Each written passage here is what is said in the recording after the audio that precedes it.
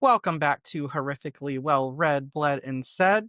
Today we are delighted to have Rebecca Rowland, the author of White Trash and Recycled Nightmares and the upcoming excellent Eminence Front. I'm so excited for more people to discover that one.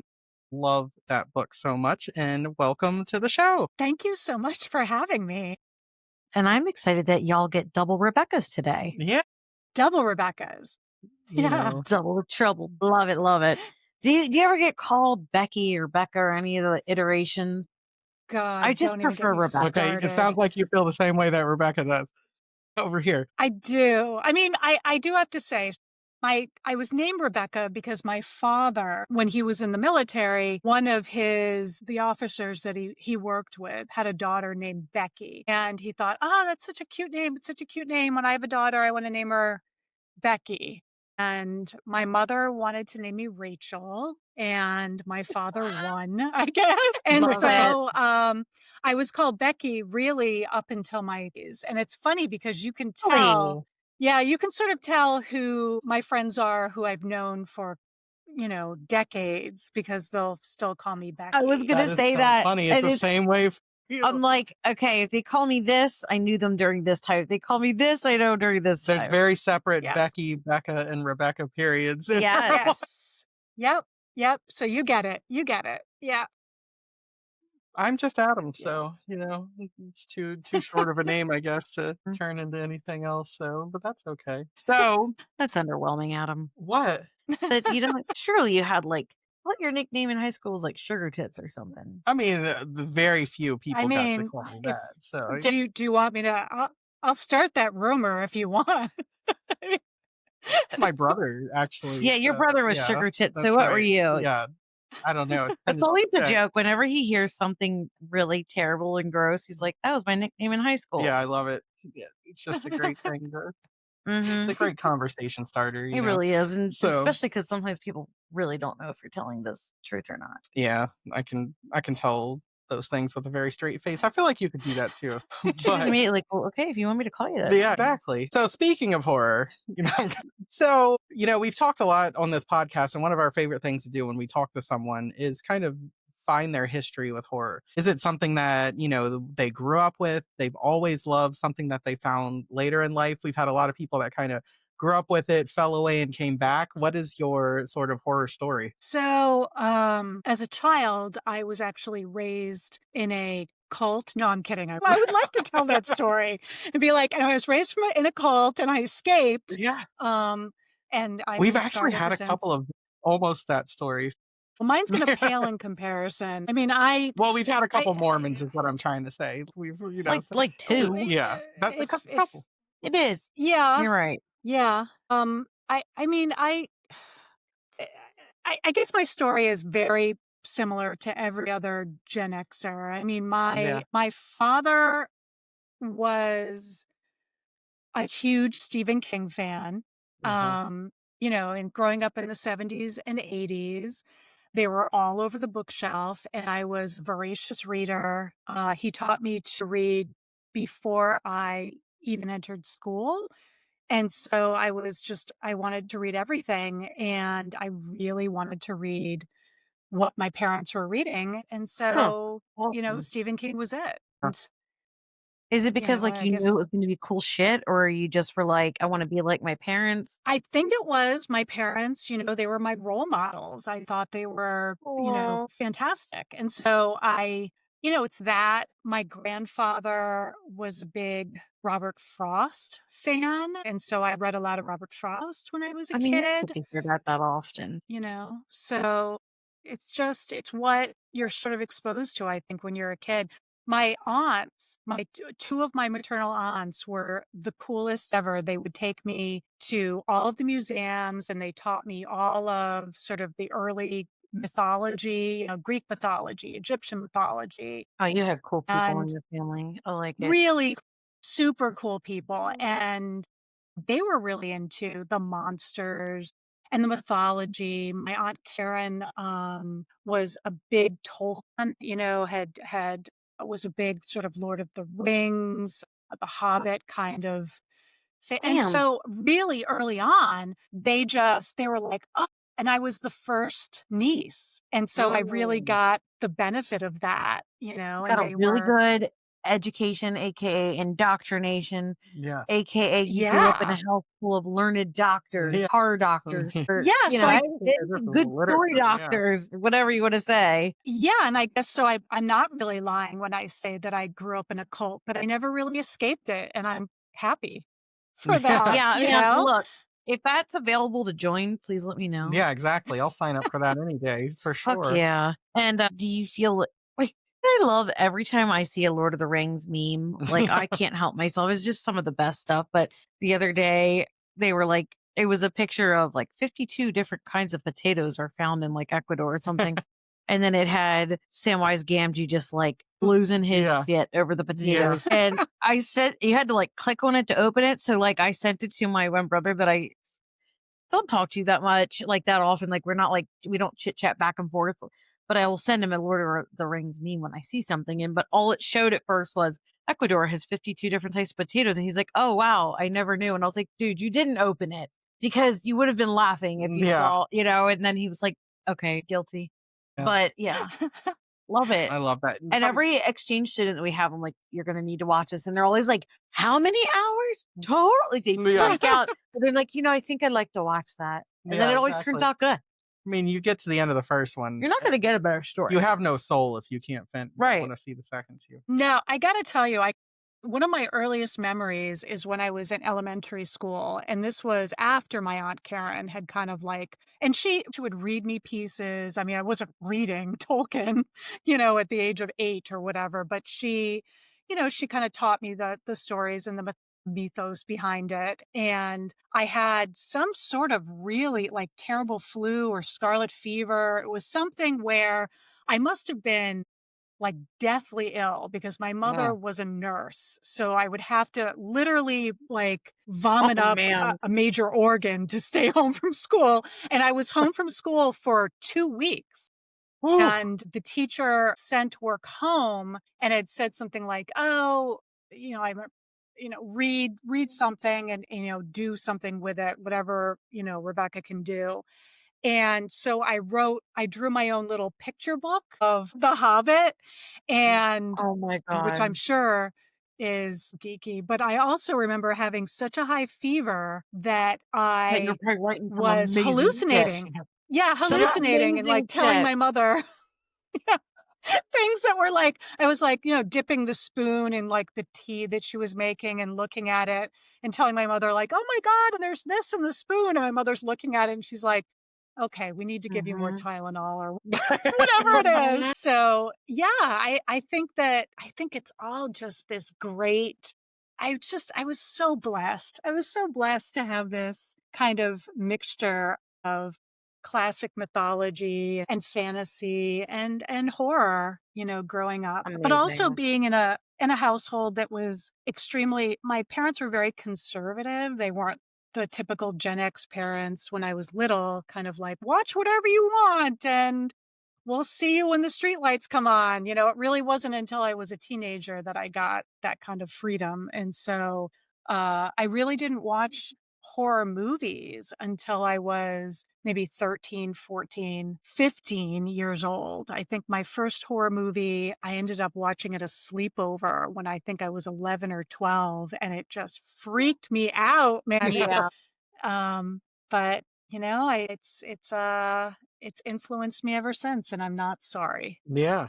So, funny thing, in a side note to the fever experience, reading a book right now on really like learning to meditate and kind of stay not in the past, not in the future, but just right in the present moment. And they like were like, remember when you used to get those really high fevers as a kid and you were just like, you knew your body was there, but like you weren't like entirely there and you could just like sense everything in the room. And they're like, that's what we're going for. And I was like, well, fuck yeah. Cause I always felt so like really not like good, but like good. Like, it was like I could think anything, I could imagine anything. And it's almost like you're when they say like law of attraction or visualization, it's like imagine you being in your fever dream, really. Like, but awake. Well, yeah, well, I mean, the freedom of that is when we're kids, we have no fear. It's kind of like, oh, this is where we're going. All right, let's go. Whereas now, we're adults. We're like, this is where we're going. Oh my God, I'm going to die. Someone call 911. Yeah. Good Lord. Do you have the And I think insurance card? I think the lack, there's definitely that, like, you feel like you're being taken care of by someone else, which is nice. It is, but But my then also, parents would leave me. No. well, I'm just They would be saying like, there's, I could hear everybody downstairs. I yeah. could hear all the commotion. Like my mind could make the pictures and I think that's like what the book was saying is like when you're envisioning the things that you want in your future and you're like kind of calling it, but I mean, nobody would fucking check on me. And I was like, I am sick as hell Hmm. because I am hot and I'm thinking some crazy things. And I think I'm like turned into an instrument or I am the alarm clock's like red buttons now Yeah. or something. I mean, and then you're like, I'm asleep, I'm awake, I'm asleep, and it's just, yeah. I mean, it was like, you're fine, That's tough it kind out, of, sweat it out. it's funny because I that's never even almost knew like, about that you could get like a seizure oh, from being yeah. like up to like what if you know what I Yeah. mean? Hmm. For too long. Yeah. Yeah, yeah, yeah. Yeah, my parents didn't know anything about that. They were Well, like, it's you're almost like fine. a similar state that, we've heard a few people talk about when they're really in the groove and Oh, writing, writing, yes. where it's like you're sort of in this like weird, They can taste it, they smell it, they feel it, and they're like, oh, I didn't know the character was gonna do that. and I don't know if it's true, but like Eminence Front seems like a book that, there is sometimes of an almost fever dream aspect of She's feel. like smiling, yes, they do. Like, it's just funny that you bring that up because it feels like that's a book that I could see having been written almost in a state like that, where it's very traditional in sort of its structure at times, brings in so many different like styles of writing where it's like, transcripts, and there's like medical reports, and there's, this children's show and all these different things. And it's sort of like the way that a mind works, like it just kind of like when you're writing that, like I just wonder, like, were you feeling, was that intentional to like put someone that's reading it keeps you as sort of uneasy and dread filled as, what's happening to these characters. Yeah, I'm so glad you liked it because there are two. Okay, so there's a reason why I approach it that way. I call that kind of book, I like to call it mixed media because it Yeah. reminds me when I've seen it done by other authors. I always think of it as mixed media because I think of it as how visual art, right, appears Hmm. as mixed media, right? It's sort of like a combination of different textures, of different patterns to kind of create this gestalt of a lot of different feelings and no, I'm blanking on the word, but I was inspired because two of the books that I know that do it and that do it really well that I've always really appreciated. One is Carrie by Stephen King.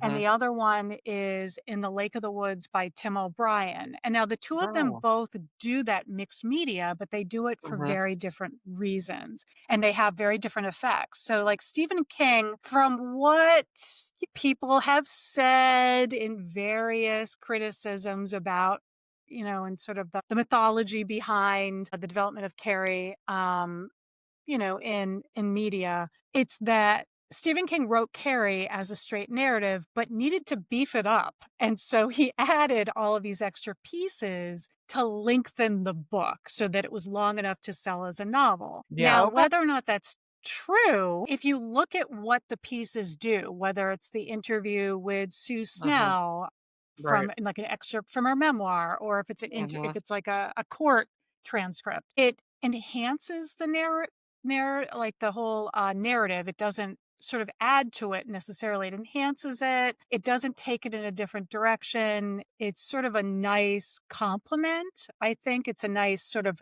it's almost like a house of mirrors, right? Right. That King is holding up to the straight narrative that he's creating.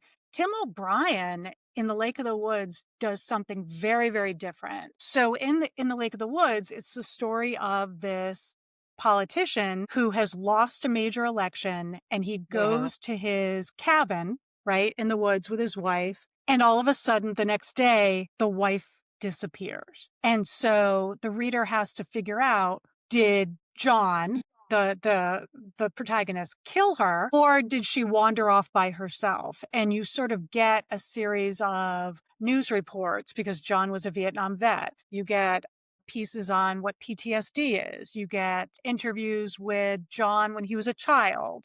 You get psychological reports. You get all sorts of pieces that O'Brien is using that method to kind of build mystery and also, Mhm. I think, tell the reader what the answer is. Because at the end of that Mm. book, spoiler alert, he never says what the Yeah. answer is. He never says, this is what happened to the wife. And Mhm. I think that I tried to do a combination of both, but I tried to do more along what O'Brien was doing because I wanted the reader to know something about this entity, Mhm. and sort of get. I know that there are people who have read the book and said, like, well, I don't like the this ends. This doesn't give me like some sort of closure. I'm like, it Mhm. does give you closure if you look. Yeah. If you kinda look at it, you know what I'm saying about this entity. And so Yeah. I'm glad that you liked it. I like the approach because, yeah, I hope that it works. I hope it Yeah, works. and it's funny because I think it would work as a straight narrative of just this neighborhood and what's happening in this terrible storm. But I think it does like both what you said deepen it builds dread immediately because bodies are found and bad things are it's like so it sets up that sort of suspense and knowing really bad things are about to happen. It also adds in sort of like breathers at times when you really need them Mhm. that are like, because I love when humor is put into horror because I think it actually makes things scarier a lot of times, like when it gets back to it.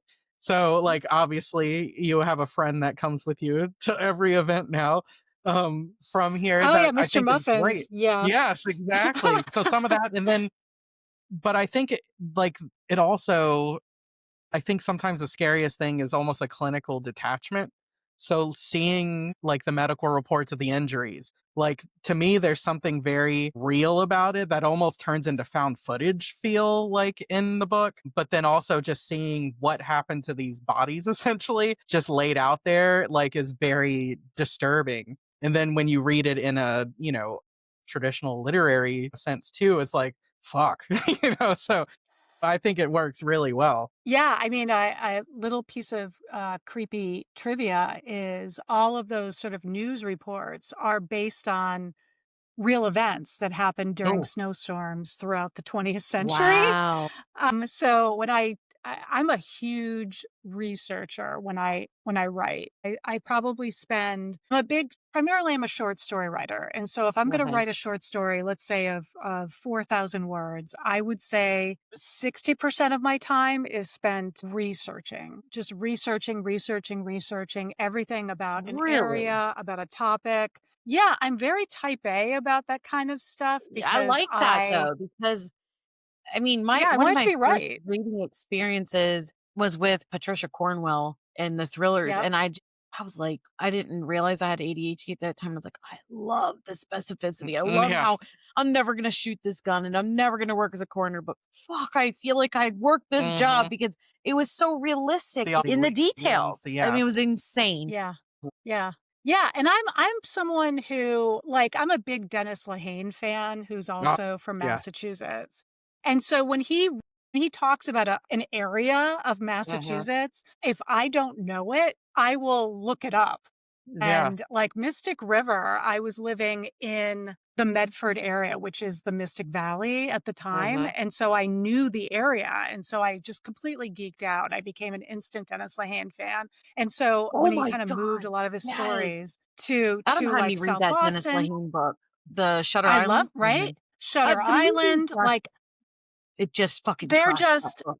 They're not even the same thing. it did. It did. And I loved Shutter Island. And Mhm. and people will say, I saw the movie, I called what the twist was from the beginning. I'm like, "Well, that's the filmmaker's problem.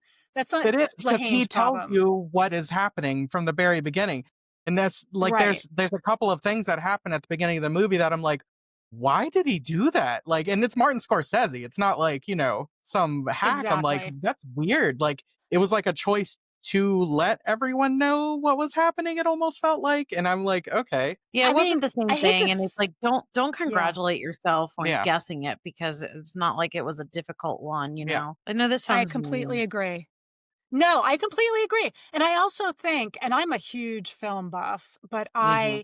I think that film sometimes will spoon feed things Mhm. because it's easier to watch something than it is to read it and kind of Yeah. process it in your brain. And so someone who's only going to see the movie, you do have to make it a little easier, I think. Mhm. But yeah, so I'm such a person that will investigate further when I'm Right. interested in something that someone brings up. And so I am so type A about research. And so writing Eminence Front, I knew what I wanted to write about. And so one of the first things I did, and it probably took me about 2 months, is I read everything I could, not only about the science behind snow, Mm. but also all of the major snowstorms from about 1800, 1885, all the way through the present, and the various weird things that had happened, Wow.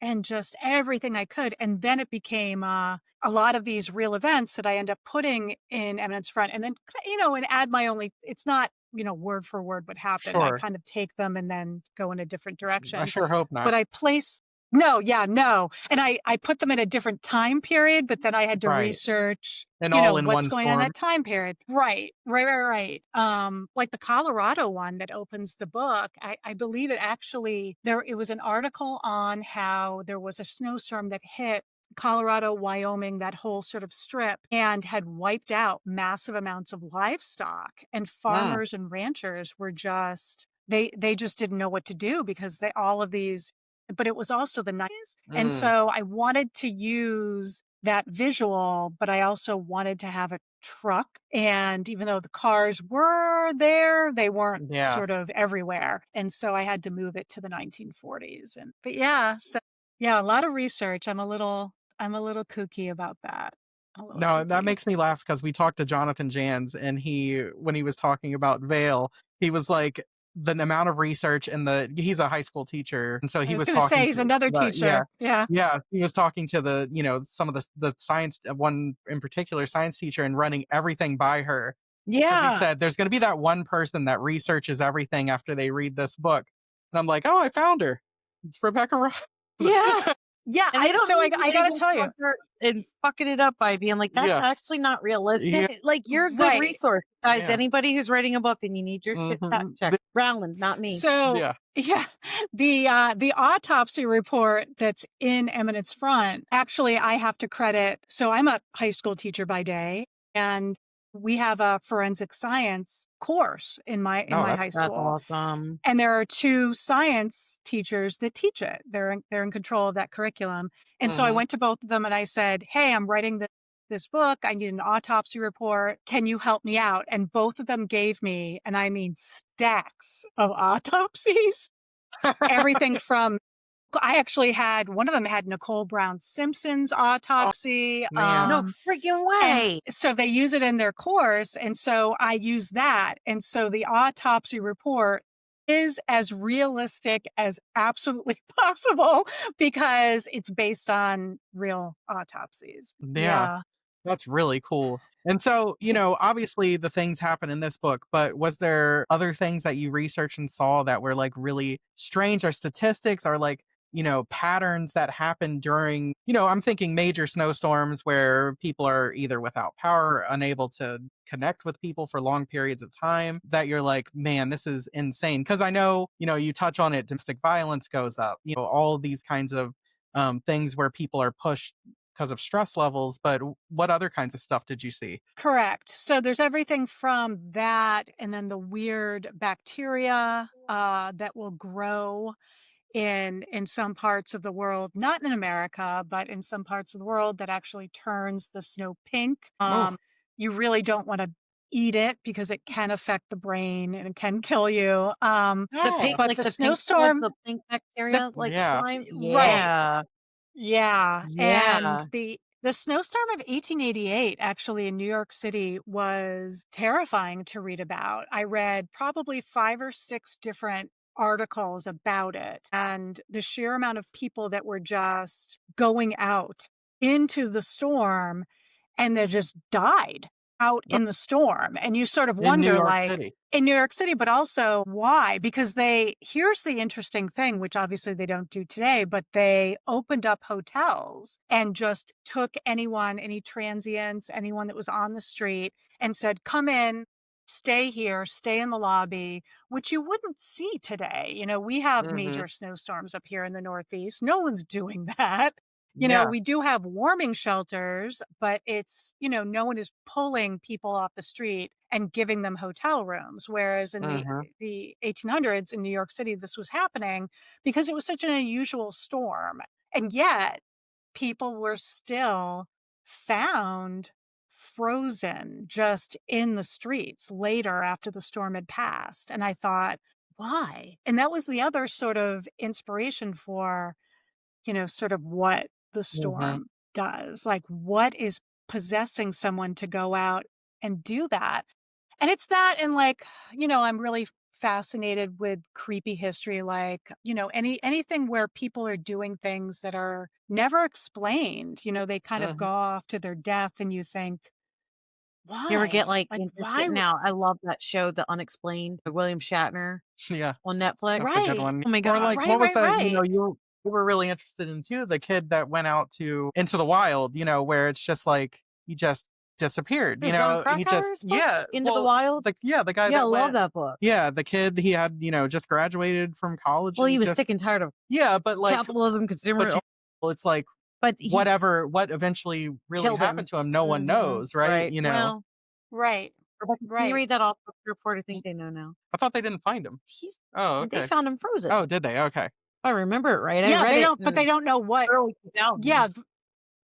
but they don't know what actually, provoked Right, him to right, do right. Yeah. that, right? Right, Yeah. Yeah. right. I like that one where they're talking about what is it, like the not the dancing or whatever, but that like tribe that has all the like Oh, twitching and weird. well, they call it the dancing sickness, Yeah, and what but it it's is the because yeah. when someone dies, they honor them by eating their body to ingest their stuff, and the Mm, cannibalism the is what parasites and yeah. basically Right, crazy. right. But it's funny 'cause, we just actually it was funny, we were doing something, like, with the passage, we were trying to mix history and writing, and the passage I found was on the Great Molasses Flood, Mhm. which was also in the Boston area, right? And it's so funny 'cause all these kids are reading it, and they're like, "This is a I don't believe this story, like, why are you reading this weird story?" I was like, "This happened, guys. Like, this is true." And those are the best. Yeah, yeah, even looking at things like the Dyatlov Pass, Oh. and those like, to this day, it creeps the hell out of me, Mhm. um, to think, like, these experienced hikers went up, they went into they decided, "Oh, they're gonna do this pass, it's snowy and everything." Okay, I get it, they want the challenge. Mhm. Why are they found naked in the Mm. snow? Ugh. Like I just got so chills far hearing away it from again. their tents, right? Yeah. And so you have to wonder what could have, and there still Happened. is no explanation. Mhm. And so I find That's that the kind of stuff true like. creepy, and So, are you fascinated by Roanoke? The Lost Colony Like and that one really gets me. that kind of stuff it freaks me out. It freaks me out because I am a pragmatist, really. Like, I'm mhm. always looking for, well, this is the scientific reason why they did it, but Yeah. there isn't one. And so that Okay. makes me very uncomfortable, and it Yeah. Moving creeps on to the the hell out of me. moving on to the next one then, I'm also deeply fascinated by dark matter, which is a science base that no one knows what it is. Yeah. Uh-huh. Uh-huh. Like, I really Yeah. thought I would freak out thinking about it, but Mhm.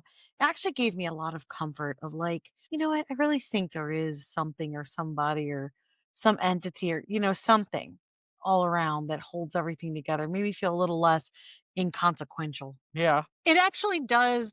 It is comforting to think that there is something supernatural that we're just not seeing. Like, I teach seniors in high school. And so every Mhm. year I teach excerpts from Allegory of the Cave. And it's the excerpt where we talk about what is reality. And Plato says, too many people are kind of to, they only believe the truth is what they can sense, what they can see, what they can hear, what they can touch. Mhm. but maybe reality is beyond that. And we need to kind of stop holding on to the earth and saying, like, this is what truth is, and sort of let our minds expand. And of course, I always like, I teach it and I'm very hesitant because I'm like, I'm not encouraging you to do like psychedelic drugs. Like, please don't do stuff like that. But I'm also, I want them to kind of like not be tied to what they're told. Right. Just because this is what they're told doesn't mean they have to, especially now in the age of social media Hmm. gone amok, Yep. don't believe what people are saying is true necessarily. And I do think that there is something comforting for us as adults, we're not teenagers, us as adults to be able to say like, well, hey, maybe what we are being told isn't the whole truth. And Yeah. and maybe we'll never know, maybe we'll know someday, but it'll be too late to kind of tell other people. And we have to be okay Yeah. with that, I guess. It's Yeah. like when all this crazy stuff was happening in the world and they were like, did they just release that there really is aliens? Like that there really Yeah. are Just the in the middle of all that, what do they call the whatever they call it, unidentified aerial objects or yes. UAs. Yeah. And it's like, did they just release that there's aliens during all this political Yeah. stuff? It's like it went under the It's you're just like, so, think they're saying they came from the ocean. Oh my God, Pacific Rim. yeah. Well, What is it? You're hassling me with your face. I'm no, trying I'm no. trying to understand what you're saying. Godzilla. The way that we made, yeah, Yeah, with a just clear, yeah, something like but what's under there? right. Well, just that we talk about it. I teach science in fifth graders, but we talk about Okay. how more people have been to the moon than to the Mariana's Trench. yes. So there's stuff down Right. there that we don't understand. But one of my favorite movies Absolutely. of all time is the 1963 version of The Haunting. And, the one character in there talks about like he's sitting there watching this rocking chair rock by itself, and they're like, "Oh, it's a Mhm. ghost. It's haunted." He's like, "Well, we don't know that yet. It's like this is a lot of things that we call supernatural is really preternatural, and that's really just something we don't understand yet." And when you think about Was that as a from my person podcast this in week? 2025 Oh, from the really? Well, the but woman in just said this week. She's like, it's just the supernatural is just the natural that we don't understand yet. yet. And it's like in 2025, what are the things that we take as just normal, natural things that 50 years ago, 20 years ago, people would think are crazy? And what are the things now that we don't understand that in 20, 50 years will just be natural too? And I think Mm. sometimes that helps me to sort of not freak out about some of I these think, things yeah, too. I think it's the fact that Yeah. witches were actually women that were just burned and killed. I think that's the one that always gets me the most. It's like, no, these women were just genuinely, and like you read these books where they're like, where's the devil's mark?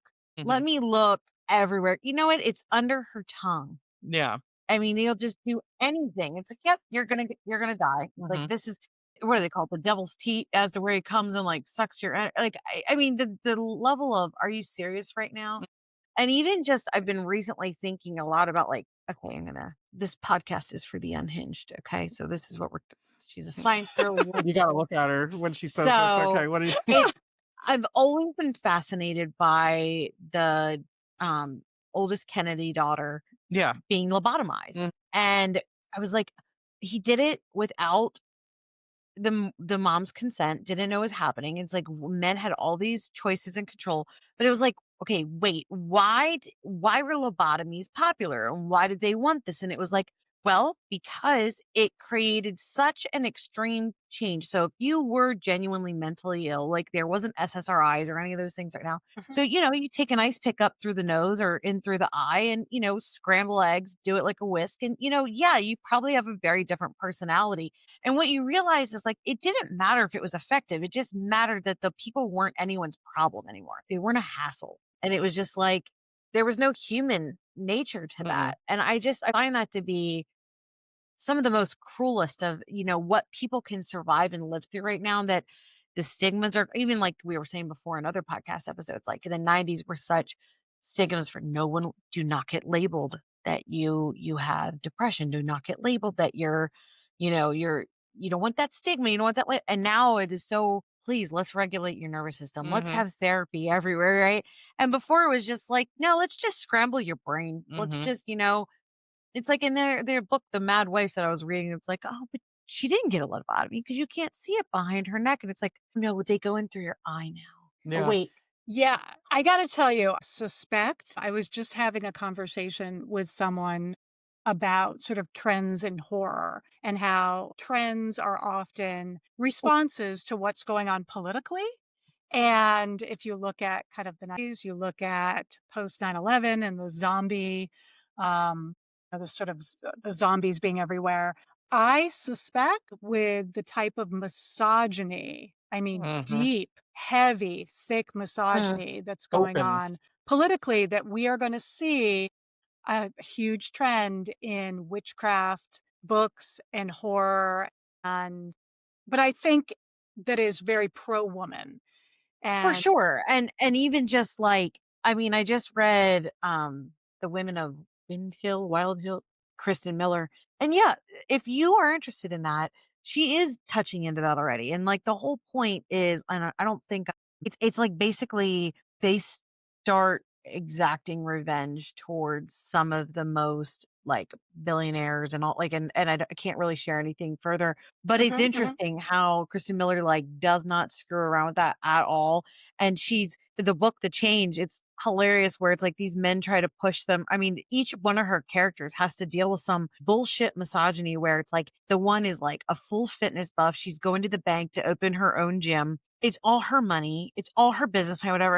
And the guy's like, "Do you want to wait till your husband gets here?" It's mhm. like, And Yeah. this is modern? it is modern. And it's like, and then, this guy that just loves being an asshole in the HOA and, trying to control everything. And the lady's like, that's like her witchy power. And she just curses the shit out of his backyard that like, and that's like the very beginning of the book, like that he can't keep his, I mean, eventually you get to the point where like he has to move out because she's like, you know what, I'm going to drive you out of here. And it's very powerful. Everything she's written and, it's really dealing with, like, discovering bodies that have been murdered and giving them a name and leading people to it and saying, "You deserve to be found. You deserve to not be a Jane Doe." I really love her things that she's doing for empowerment. So to me, that's such a sweet spot. So if I could read more books like that and even, the current book, The Girl Dinner by Olive E. Blake and the Tradwit, like, that was my whole October reading where I'm like, yeah, baby, I need more because it's like it's the only way to feel like being a female is somewhat safe and powerful again. And it's like, because that's why the voting today in my state was so important. Mhm. And I was like, Sure. Yeah. state, are they going to change, the choices and the freedoms that women have right now by repealing the Supreme, Yeah, and not. because 'cause we're lucky right now to have a governor that is aligned with, And Right. Right. I'm explaining to, the kids, like, they're like, "What do you mean?" I'm like, "Well, right now, our state, is like, you will not, for instance, if you were, in eighth, I was using this TikTok creator that I saw that said, like, she was raped and was pregnant in eighth grade. And I said, like, if that happened to one of your friends or whatever, in Pennsylvania, they could make the choice to end that. If you were in a different state, you could be prosecuted criminally. You Mhm, could go to jail. And they were like, why? Just because you're in a different state? I'm like, yeah. And it's like, and then they might look at your period tracking apps and they might look at, are you leaving state lines to go? And it's like, but even though you left the state and did it somewhere else, you might still be prosecuted because you're originally from this state that, and they're just like, I don't understand. Like, why would that happen to us? And it's mhm, like, I love that it's so dystopian because we've, had Roe versus Wade for so long and the protections and, as they're Mhm. going into that, but it's also like, what do you mean? I can't wrap my head around this. Like, I don't understand. Why would these things be taken from me? Why would I be in trouble for this? And, that's scary. I mean, it's really scary. Also, Yeah.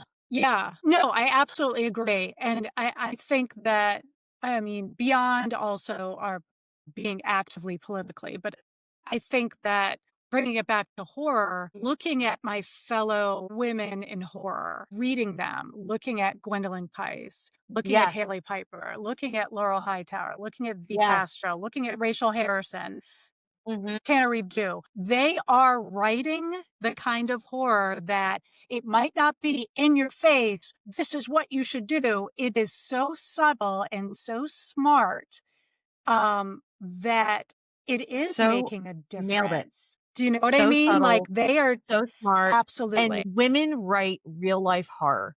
They don't have to invent a monster because we live it. correct.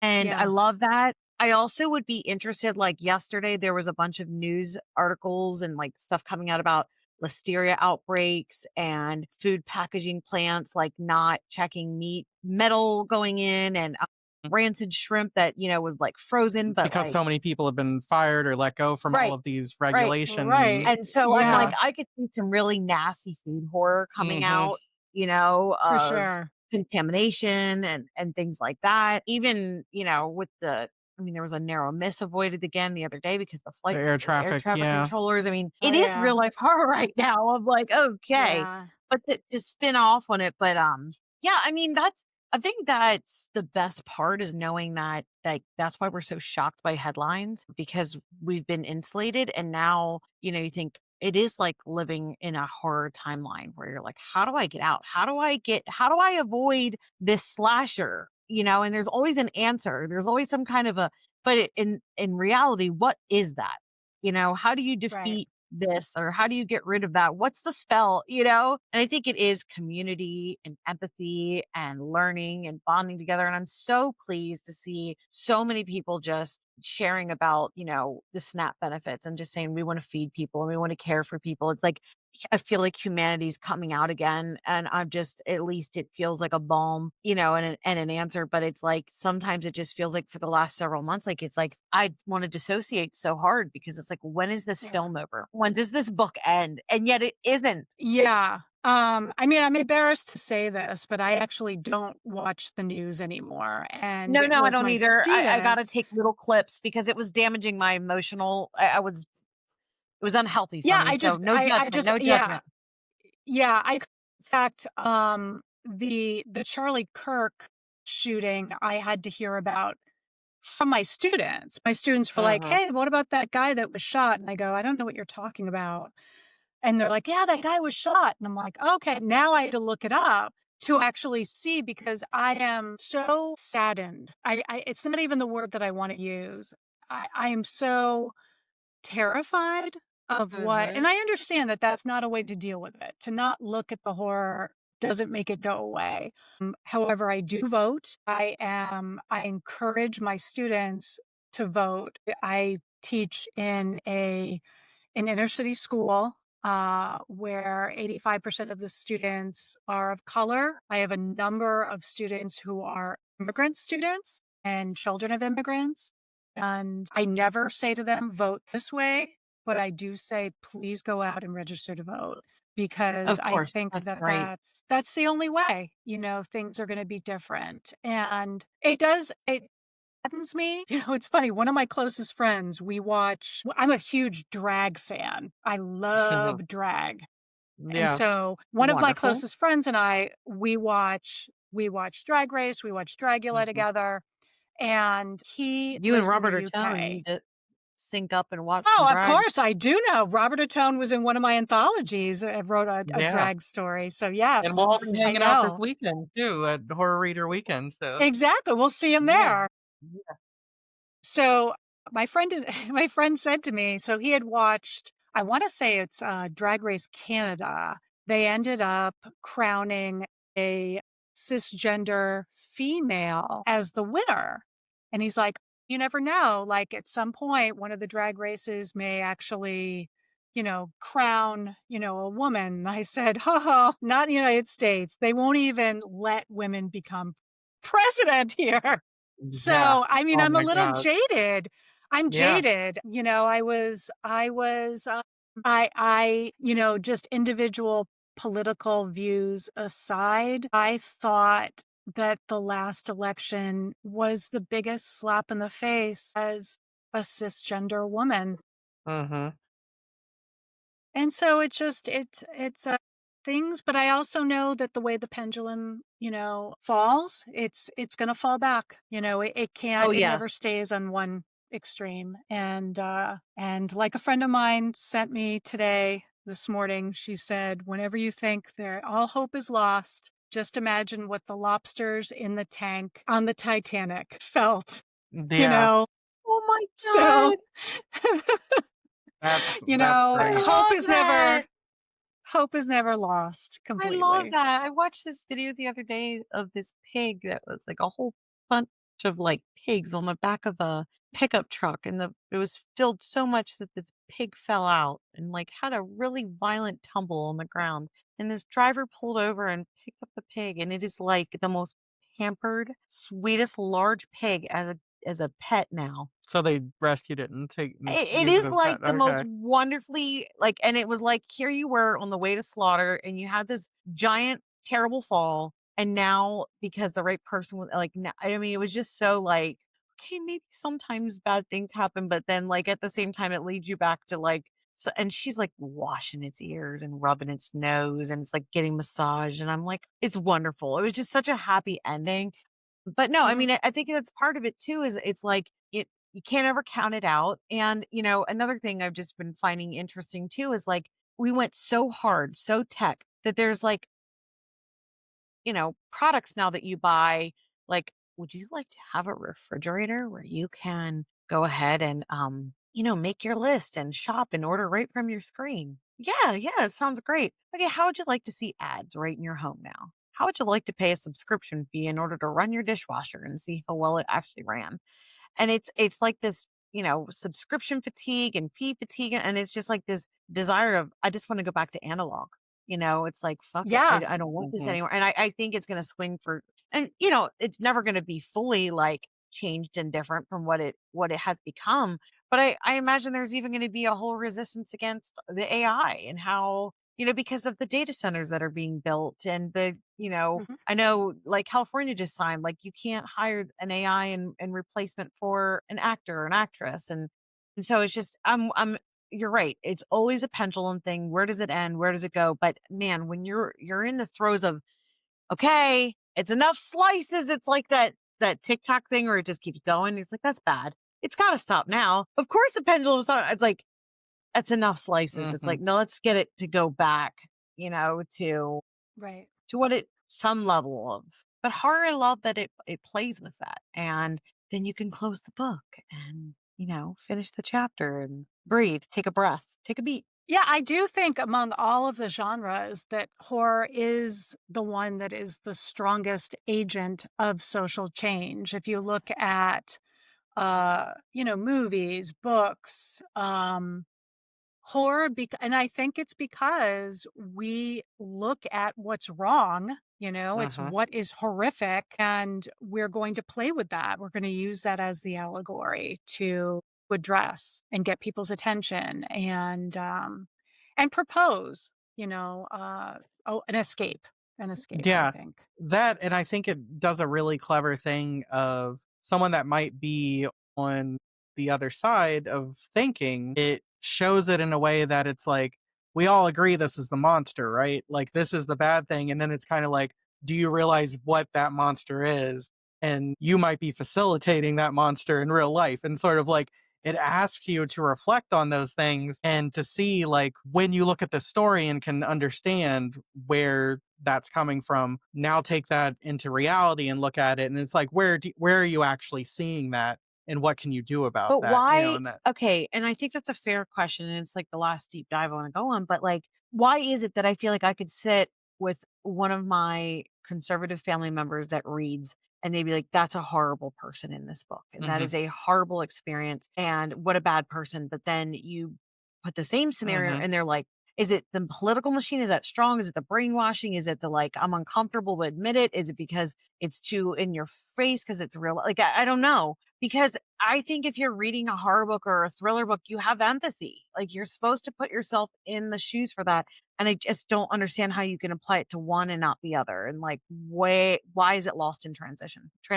I guess, yeah. No, I guess one explanation, and I don't think this applies to all people, but I think if you look at the concept of the scapegoat, right, in sociology, Ooh, people scapegoat because they themselves feel put upon. They feel like they the don't Yeah. want the victim.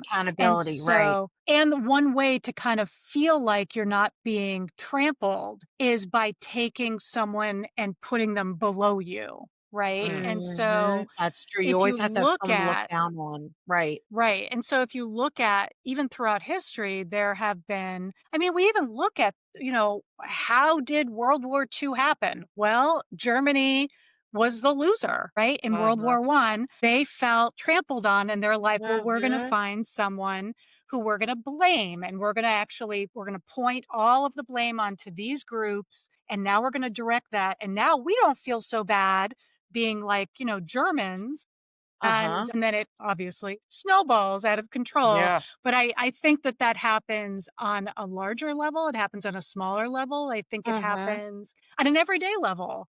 I think There that some of the politicians that have been elected over the last, we'll say, decade to 15 years, who perhaps are not for the country as a whole, Mhm. I think that they were elected because their constituents felt put upon. They felt like they weren't number 1 anymore. And so the Uh-huh. easiest way is to jump on the Mhm. bandwagon where we're now pointing and saying this group and this group Right. and this group is the reason why our country isn't great. Mhm. It's the reason why Mhm. our economy's this way. And Mhm. that's not the reason. I mean, that's not, if you No, look, if you, do but you know what that's I mean? part It's, of it's just, the but it's easy.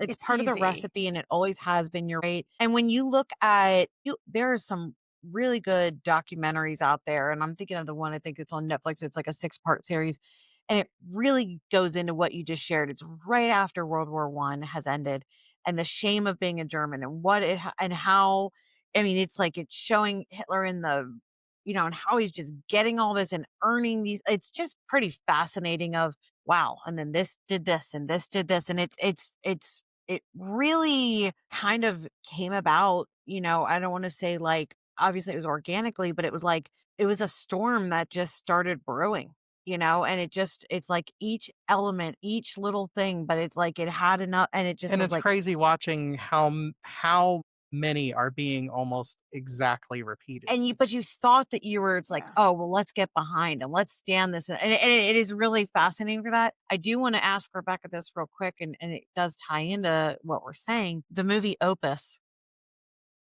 Yeah. I know you I feel like that is one of the best movies to explain a lot of things, and I did not see the end coming. I mean, the last, like, 3 minutes of that movie did the whole damn thing for me, and I was like, "Wow." I mean, wow. I mean, with everything we're talking about right here, it's like, "Holy shit."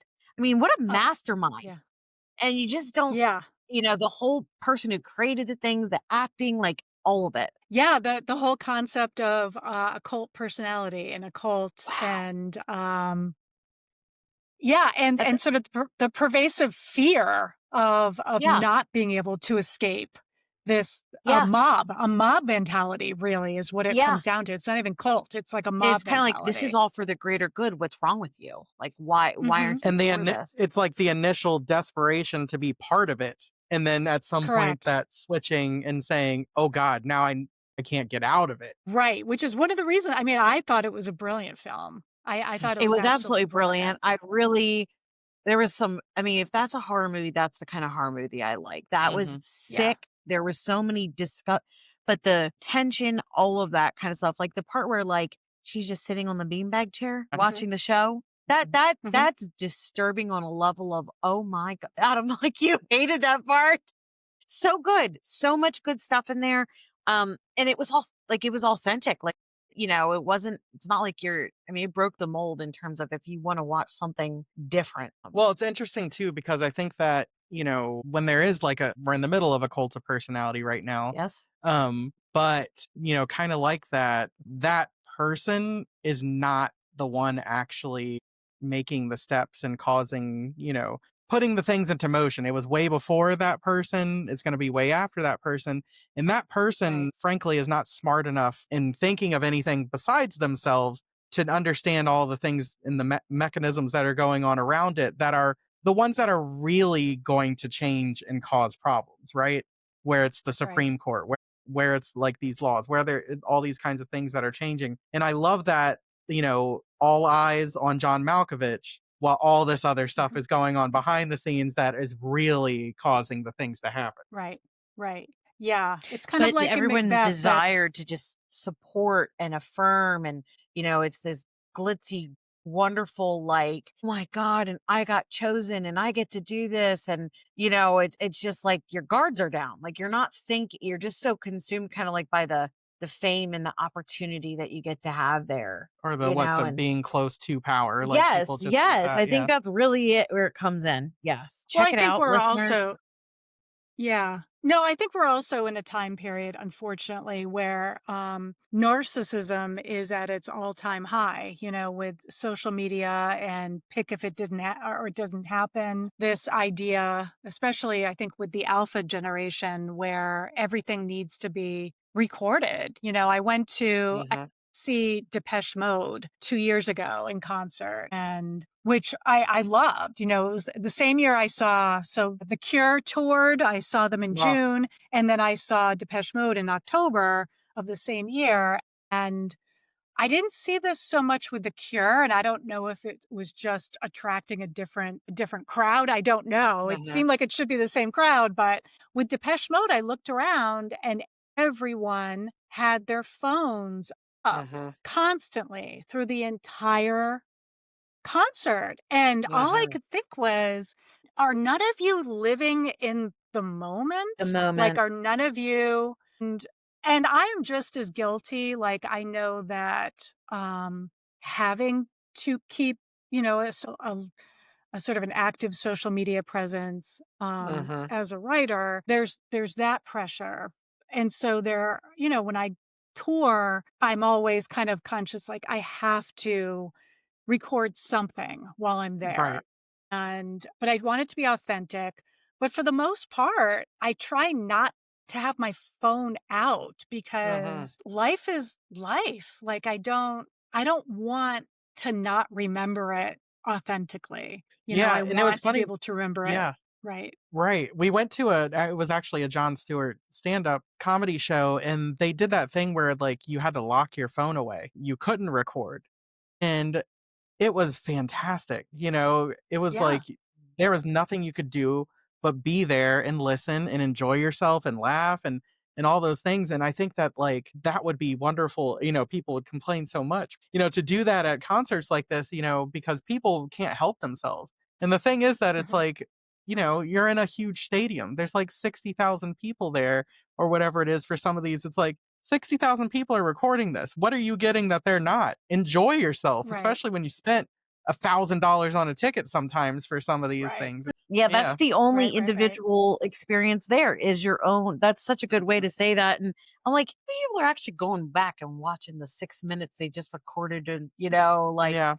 I never do anyway, it's just gonna take up but at the same time, it's like and I'm not saying that we're not guilty of that, but I like to try to take pictures for a lot of things, I do like to document the memories, and then I like to, like, put it away, but my exchange student is like I'm like, "Don't you wanna take these pictures for your experience right now?" And she's like, "No, I just prefer to be in the moment." And I was very encouraged by that. I was like, "Okay, maybe Yeah. it's Smart. shifting." Yeah, but think about your, like, your own life, when you think about when you look at a picture or a video of something that happens, what's better, that or your memory of it, right? Right. Because, like, Right. when you think of, like, the memories that you have, it's always better, and You're right.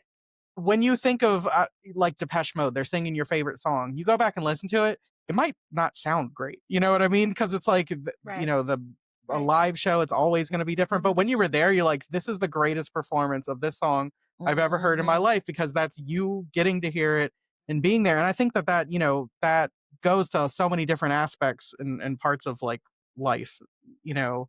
And I think that when people are experiencing life as it is and not as this sort of, like, performative thing, I think that weeds out a lot of the narcissism that you said, and you look around and you see people and you have empathy and you're talking to people instead of, worrying about that thing, and it definitely and it's not like, get off my lawn. It's like, I'm old and I am, but it's like, you know Don't let him fool you. He's at that age where he is looking to do that now. He has said some of these things. well, yes, but at the same time, it's like not just being angry about things, it's like we should be enjoying these lives because 'cause we're not gonna get to do it again, Uh-huh, and it's uh-huh. like you're not Right. gonna watch that video. Oh Yeah, god. Okay, right, so I'm just gonna say this one last thing. okay. When you said that, I just have to share it. I'm so fucking excited last night. Mhm. I saw an ad on Facebook to join an adult baton twirling class and loved doing that as a kid. One of my favorite things to do was to be a majorette as a kid. And now as an adult, I can do it again. And I was immediately like, yes, I didn't even think about it for a second. Emailed her immediately. And this morning she was like, you're in. I don't give a shit. I'm doing it. It's like I'm living it again because you're right. I need something that used to create that level of joy and happiness Mhm. when I was a kid. And I said it to my friend, and she's like, I'm afraid I don't move like I used to. I'm like, I know I don't move like I used to. I'm not doing Right. a Y scale or anything, but I'm going to have fun. I'm going to dance to the music. We're going to have, and I'm going to use it as my exercise class, and I'm going to make more friends. I'm so excited to tap back into something that was a dream that I never thought we could do again because, you aged out. And I'm just like, yeah, you know what? That's my 2026 of what is going to be more things that bring me more joy. What books do I Yeah. feel like reading more and less because someone told me I should? But I'm like, you know what? I just really want to read this. I really want to Mhm. do that. Yeah. Well, there's one book coming out in January that's really good that you should read, and that's Eminence Front by Rebecca Ro. Are we bringing it back? No, we're bringing it back. Yes, that's Um, right. Yeah. Every time I I want share to talk something, about. he's like, I wish you didn't fucking talk about this. Let me get back to what I'm What? talking about. No, No, no, no, I no. actually kind of like the baton twirling story. Like I'm Yeah, kind of no, that's into great. that. No, and It that's made what I me mean. think like, yeah, like what was I doing like as a teenager that I wish that I could go back and do? I actually have thought about joining like a local softball league every spring. Like there Right. are always signs. But then I think it's so hot in August. Do I really Yes. want to be running This around? is We need that softball league that's in that 2 weeks in September that are right. really Exactly. Right. Right. Right. So I'm I'm like, I'm all not for that exactly sure league. what to expect, but I'm like, you know what? I got some. Do I get to buy a new pair of cougars? Do I get to get a new baton? Do I get to put like I get to relive all the fun things Yeah. that I used to I think. mean, And why I'm like, but not? now like I'm living it in my best version where I have Mhm. money, Yep. I have time. It's Mhm. like, yes, I might not be able, but it's like, what if we get good enough and enough feels it's like, and then we get to be in the parades again. Like, Yeah. oh, yes. Like, I yes. love it. It's great. It made me so happy to do it with my kids and to be what they call like a marching mother and whatever. But it's like, there was never anything that made me feel more. And I was probably from like third grade through eighth grade that I did it. Mhm. And then I felt uncomfortable as you go through puberty. I was like, I don't think I want to be in these costumes anymore. I'm Mhm. not good enough. And, you just kind of like stop. And a lot of these girls go on. And I transitioned into cheerleading. I don't ever need to do that again. But the baton really made me happy, It's like, really interesting. was. Or I'd love to do, like, debate again, and do something Yeah. fun like that, where it was just that was a lot of fun. Right. Well, when we talk about trends and like things that are going to come up, whether it's horror or anything, maybe because everything is such a fucking horror show that the trend becomes like finding joy, and finding those things, those little things that make Yeah. us so happy and stuff. So, I love that, and I love that for you, and I Yeah, can't because wait to cheer you I on. don't, like I've often thought about joining a bowling league, but it's just really not my thing. I like to bowl. Mhm. I'm good for about 1.5 games until my arm really starts hurting. And then I'm Mhm. like, I'm done. Maybe if I did it more often, I feel better. But like the baton is actually going to energize me. And the first classes start in January. And I'm like, oh my God, it's going to be so icy and snowy and cold. And me, normally I'm like, I don't want to go out after it's dark and I Mhm. don't want to drive. And I'm like, I'm going because that's a resource that I can't wait to tap into. I don't care how good the people are. I don't care how much I have to like. I'm like, Mhm. I'm gonna start watching these videos. Like, I never stop loving it. Yeah. And I'm even willing to give up some of my book reading time. You We're gonna know? have to organize our podcast recordings Well, you around it can because put in some AirPods and listen to an audiobook while you're I was yeah, gonna around. Yeah. say yeah, yeah, audiobook. yeah, no.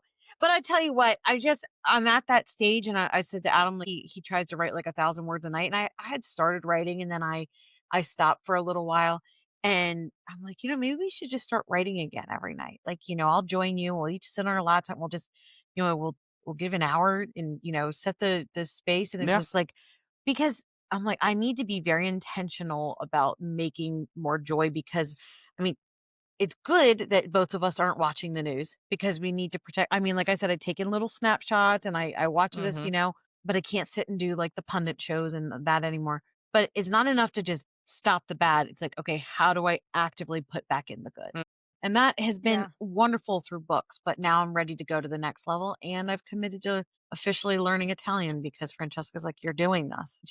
She Oh, goes, that's "Are you delightful. sure? Are you sure you can take this baton class, Rebecca? You've already committed to learning Italian." I'm like, "I can do both, Francesca. It's not the same. Like I can be out practicing my baton and you can quiz me on certain shit, you Yes. know? Mhm. Like, don't challenge me. I'm gonna take on all this. 2026 is my self-development year of what brings me happy. And I remember even as a kid, like I loved languages. I wanted to be an interpreter. Like I wanted to learn. Mhm. And so I mean, like, what am I waiting for? Yeah. So that's the message today, everybody. Do something good for yourself. Mhm. Plan. Just do the scary thing, Yeah. tap back into the joy because it is a real life horror film out here. Oh, but I want to have fun with writing it. If it never sells, if it never gets published, like it's like Josh Mellerman said, you write it for yourself. Yeah. Yeah. Yeah. And I got to tell you, I actually do. I'm a big believer in that. I agree with Josh. Like, I think, and not everything you write, you need to publish. Sometimes you're going to write it and it's going to be like, you know what? This is really cathartic. And, and I like this and I'm going to put this in the drawer and this is for me. And then you become like Emily Dickinson or Confederacy JD of Salinger. Dunces and yeah. And then they publish it long after you're dead. And I just saw a new Harper Lee book out and I was like, I know she did not want this to be on shelves right now. okay, Like, yeah, so enough. mad. Like Harper Lee's relatives need to slow their roll because Right. Yeah. already that second book was absolute garbage.